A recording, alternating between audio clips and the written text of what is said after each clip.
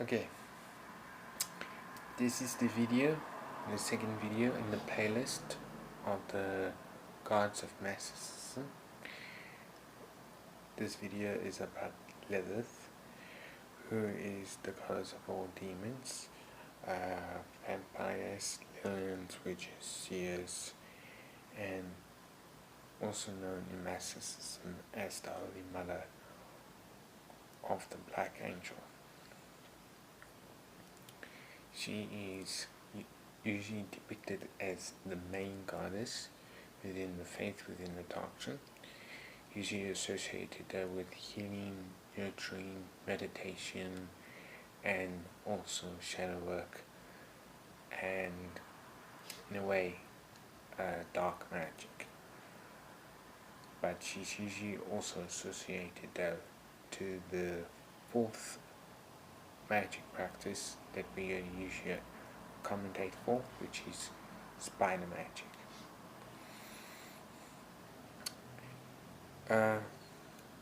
Now in Massicism, where she came from, her origins is that she was created alongside her with Adam, as in some of the Gnostic texts say. She was created from water in the power of the moon, which is why she represents independence, power, magic, and knowledge within our faith and path.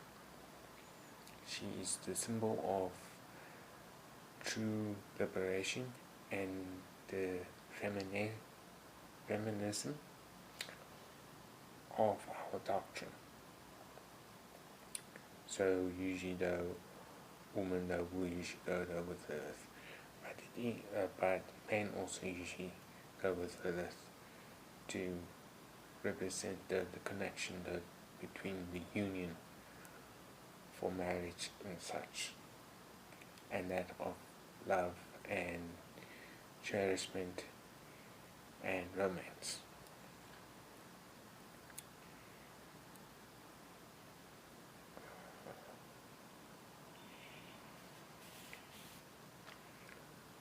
What she's able to give you is peace, power, future, sight, care, and love for those around you and with you.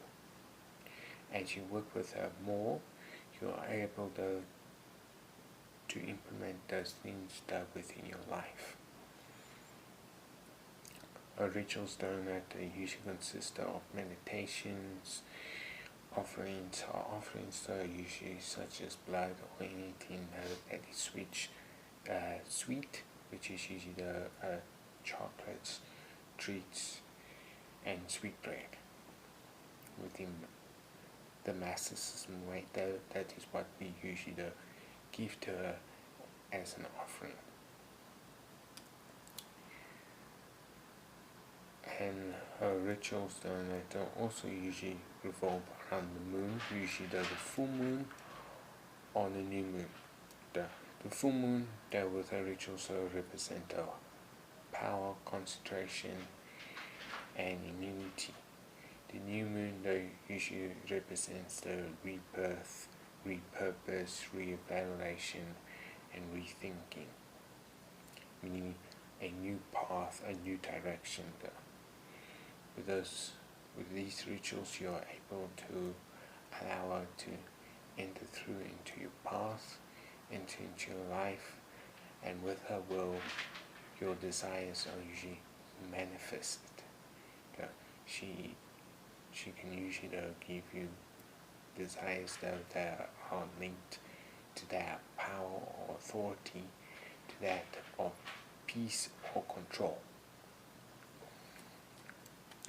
And for those of you who have a coven, who have a group that usually practices this, or a clan within Massicism, as per the sect path, with the clans, she usually gives them protection and guidance and nurturement, to put them on a path to uplift them within knowledge, within power and within the self as a group, as a whole. She is a loving goddess, but she is also fierce and independent. So usually though when you're invoking her, you should though have the invocation though with asking and inviting her, not demanding or commanding her. Because if you use a commanding tone or commanding voice, she's not going to take that very well, and she will ignore you, and she won't answer your calling and such. Usually though you're gonna give like an invitation to have the door open to allow her to enter through. And if your will and intentions are usually that with love, peace and serenity, she will show you her power and her connection and all of that. As she looks for those who seek independence, who seek to be uplifted, who seek to acquire power, which she's usually drawn to.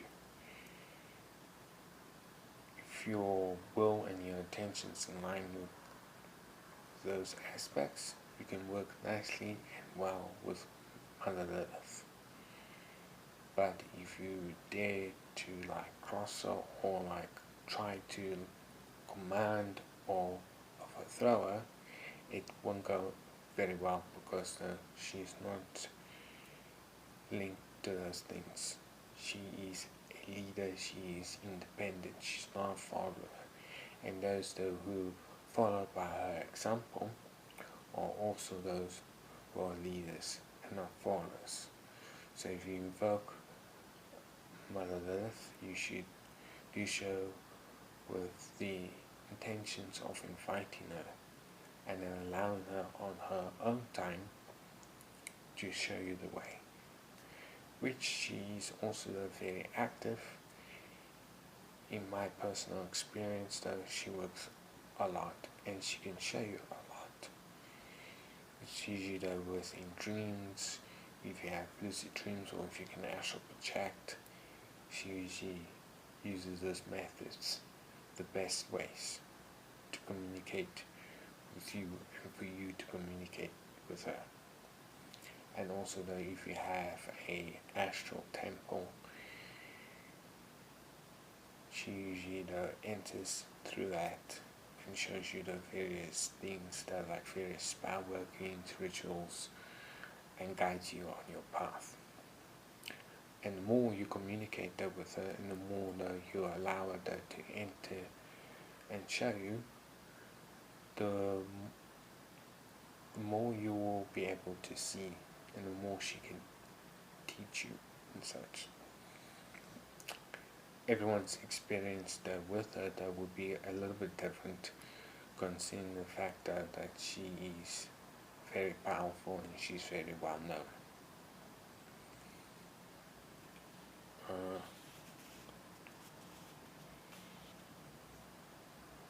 Usually though, the way that we usually honor is through rituals and offerings and prayers that are usually connected to an altar that is dedicated to her in her name. Her colors that are usually red and black and sometimes purple. Now within Massicism we use purple though for psychic ability, the authority of oracles and seers and such. That's what the color purple represents within Massicism.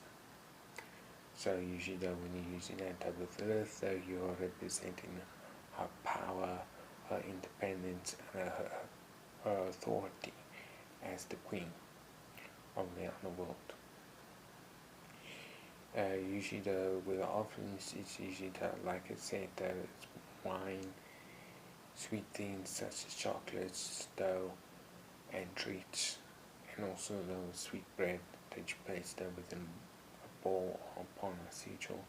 She also accepts blood as a way of showing her dedication and devotion to her.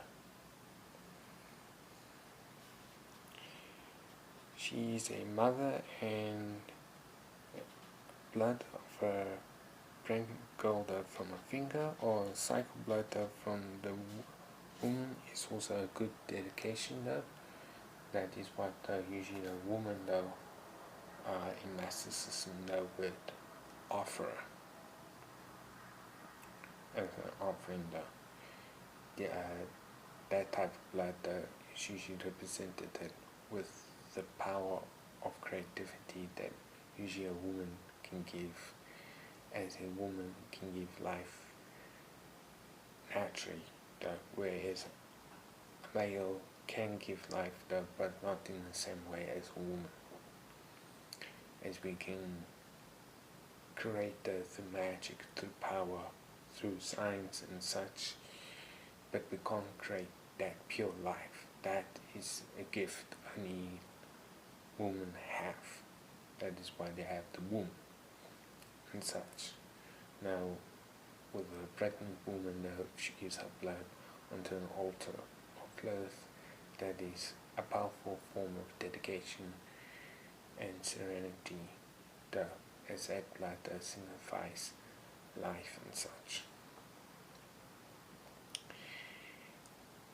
Now with men, they usually give their blood and prayers of dedication and motivation for protection and guidance along their path and ways upon an altar that's dedicated to her.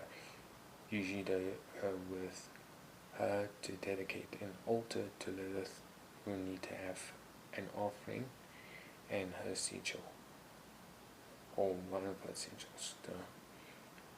On my altar I have her throne seal. Lilith technically has around about 4 specific sigils,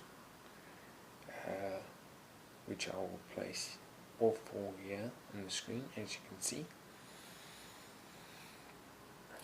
And with her colors and her candles that we usually dedicate to her, that would be usually red, black or purple. These colors represent her power and her independence, as I said before. Now with Lilith being the mother of the black angel, she is also implemented into the letters of the black angel, and she has her own section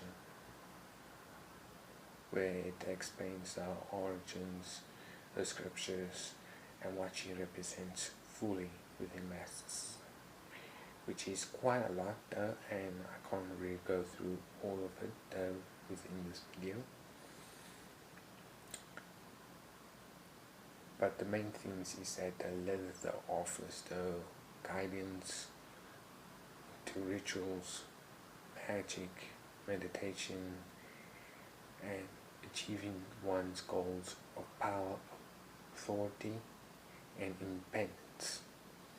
So whether you are a mage, which is a male witch, or you're a witch, which is a normal female magic user, you can invoke Lilith and work along with her and allow her to guide you through your path within Massicism.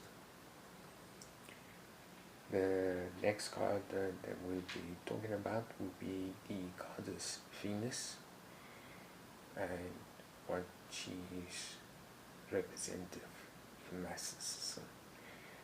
Remember to like, subscribe, and leave a comment down if you have any questions, and I will see you in the next video.